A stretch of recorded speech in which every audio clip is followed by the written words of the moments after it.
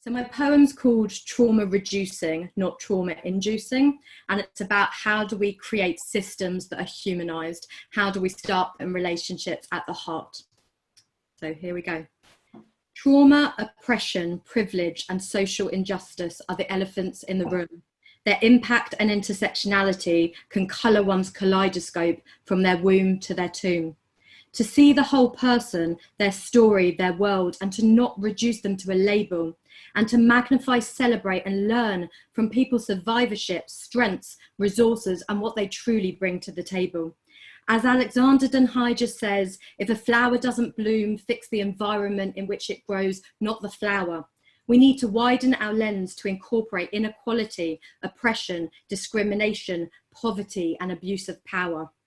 Cultural humility is needed with a commitment to learning and critical evaluation through proactive responsiveness and active knowledge seeking and education, where systems need to be healthy and reflective instead of reactive and trauma-inducing. We need our systems to be brick parents who work towards and are committed to be trauma-reducing. Instead of fragmented and disconnected systems, they should prioritise humanity and neutrality.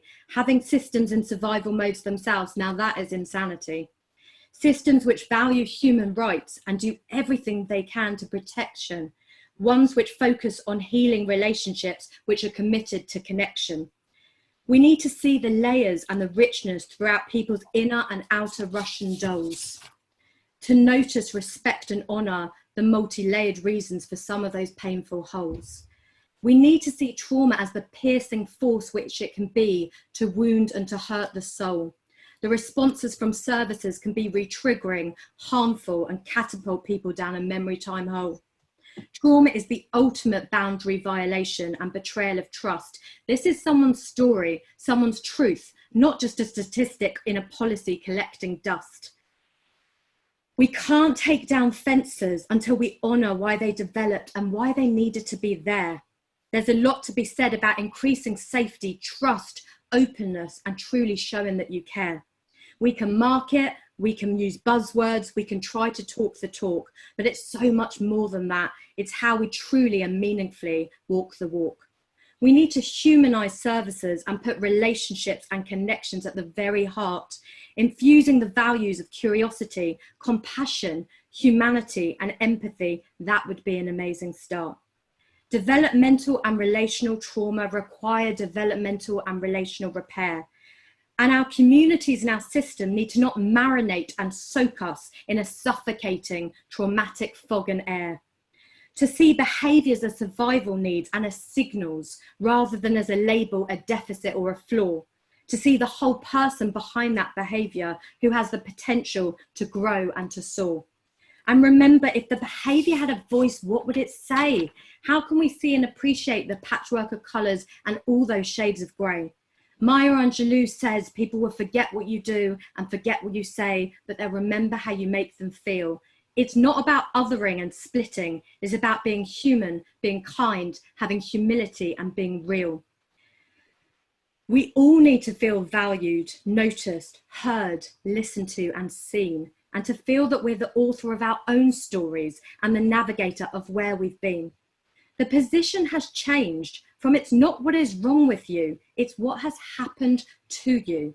We need to see the person within their wider context and all they've lived through. It's also not about what's the matter with you, but what matters to you.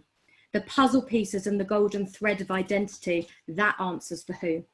It's not about labeling, fitting people into boxes and shaming. It's about holding on to hope, to uniqueness, rather than splitting them and us and blaming. It's easy to get lost in silence, voices being neglected, voices being missing. Who's a heard and who's a speaking? How can we see things as attention needing instead of as attention seeking? It's so much more than words and talking therapies, as trauma is encoded in our bodies and in our senses. It's seeing the hurt, the pain, the moral injury behind and hidden beneath the defences, offences and fences. We need to find ways to connect, co-regulate and make it safe to unveil from the shame-ridden cloak. We need to hold, convey and anchor onto sparkle moments, connection and hope. because every moment counts and every interaction can be an intervention. We need to make a vow to do no harm. That should be our most obvious intention. As the African proverb says, if you want to go fast, go alone. If you want to go far, go together. So let's join together like an orchestra of beating drums to not allow ourselves to be pushed aside like a floating feather. Thank you for your time, your energy, your presence and your listening ear. I'm honoured, humbled and privileged to be here. Thank you very much. Thank you.